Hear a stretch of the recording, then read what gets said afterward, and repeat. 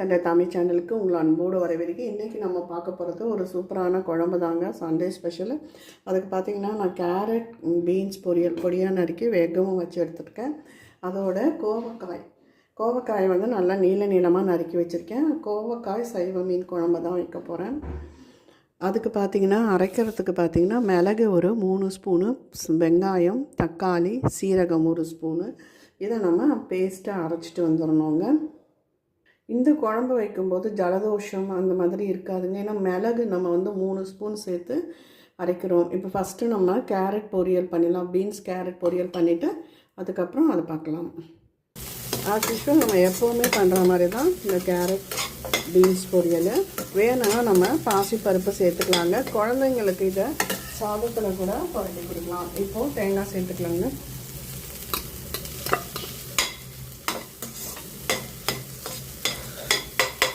இந்த குழம்புக்கு இந்த கறி ரொம்ப நல்லாயிருக்கும். இந்த பக்கம் பார்த்தீங்கன்னா நல்லெண்ணெய் ஒரு 2 பிடி கரண்டி ஊற்றிருக்கேங்க. கடுகு,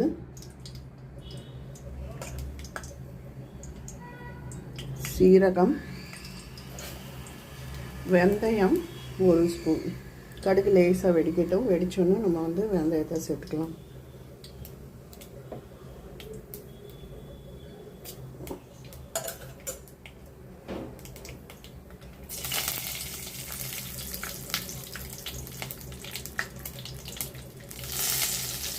கடுகு வெடிச்சாச்சு. வெங்காயமும் தக்காளியும் ஒன்றாவே சேர்த்துருங்க, வதங்கட்டும். இதுக்கு எல்லா வித காய்கறியும் சேர்த்துக்கலாங்க. கோவக்காய் சேர்க்கலாம், புடலங்காவை நீளமாக நறுக்கிட்டு சேர்க்கலாம், கொத்தவரங்காய், பீன்ஸு. இப்போது இதோட நான் ஒரு கைப்பிடி கோவக்காய் சேர்த்துக்கிறேன், நீளமாக நறுக்குனது. கண்டிப்பாக ட்ரை பண்ணி பாருங்கள் இது. இப்போ இது நல்லா வேகட்டும், பார்க்கலாம்.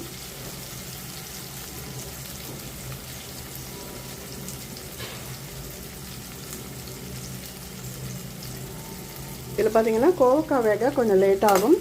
அதனால் கொஞ்சம் சிம்மில் வச்சுட்டு மூடி போட்டு மூடிடுங்க, அது வேகட்டும்.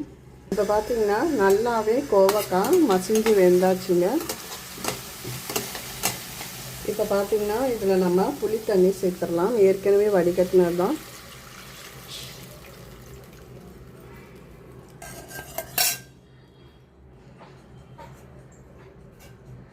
அதோட காரத்துக்கு ஏற்ற மாதிரி மிளகாய்த்தூள் சேர்த்துக்கோங்க. மிளகு சேர்த்துருக்கோம், இது வீட்டில் அரைச்ச பொடி. நான் 1.5 ஸ்பூன் சேர்க்குறேன். இப்போ பார்த்திங்கன்னா நம்ம அரைச்சி வச்சதையும் சேர்த்துடலாம்.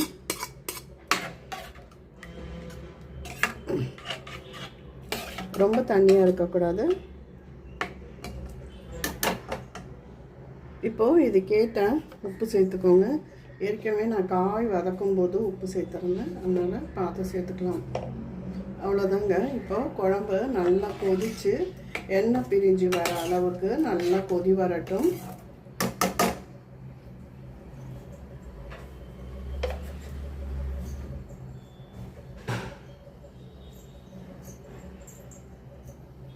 ஸ்டவ்வை ஒரு மீடியம் ஃப்ளேமில் வச்சு நல்லா கொதி வரட்டும், நம்ம பார்க்கலாம். உப்பு காரம் எல்லா டேஸ்ட்டையும் நீங்கள் பார்த்துக்கோங்க. காரம் ஜாஸ்தியாக இருந்தால் லைட்டாக கொதிக்கும்போது 1/2 ஸ்பூன் வெல்லம் சேர்த்துக்கோங்க, கரெக்டாக இருக்கும். இப்போ இதை நல்லா கொதித்து வரட்டும், நம்ம பார்க்கலாம். குழம்பு நல்லா கொதிச்சுட்டு இருக்குங்க. ஆனாலும் இன்னும் கொஞ்சம் நேரம் கொதிக்கணும். ஏன்னா அந்த எண்ணெய் இன்னும் பிரிஞ்சு வரலை. எண்ணெய் பிரிஞ்சு வர அளவுக்கு நல்லா கொதிக்கட்டும். நல்லா ஸ்பைஸியாக சாப்பிட்ணும் அப்படின்னா, இப்போ உடம்பு முடியல அவங்களாம் நல்லா நாக்கு ஒரு மாதிரி ஆகிருக்கும், உடம்பு ரெக்கவர் ஆன பிறகு அவங்களுக்கெல்லாம் இந்த குழம்பு இதை எப்படி தெரியுமா சாப்பிட்ணுன்னு சொல்லுவாங்க. தயிர் சாதம் போட்டுட்டு அதில் வந்து கையில் பிடிச்சிட்டு இதில் ஊற்றி சாப்பிட்ணும். இல்லைன்னா நல்லெண்ணெய் விட்டு பிசைஞ்ச சாதத்தில் இதை தொட்டு சாப்பிட்லான்னு சொல்லுவாங்க. தோசை, சப்பாத்தி எல்லாத்துக்கும் சூப்பர் காம்பினேஷனாக இருக்கும். இதுக்கு நல்லா கொதிக்கட்டோங்க, பார்க்கலாம். அவ்வளோதான், சூப்பராக குழம்பு கொதித்து நல்லா கெட்டியாக ஆகிடுதுங்க. இந்த ஸ்டேஜில் நம்ம ஆஃப் பண்ணிடலாம். எண்ணெயும் பிரிஞ்சு வந்துடுது. கண்டிப்பாக ட்ரை பண்ணி பாருங்கள். இந்த சைவ மீன் குழம்பு ரொம்ப அருமையாக இருக்கும். கண்டிப்பாக இந்த வீடியோ பிடிச்சிருந்தால் லைக் பண்ணுங்கள், ஷேர் பண்ணுங்கள், சப்ஸ்கிரைப் பண்ணுங்கள், கமெண்ட் பண்ணுங்கள். நன்றி.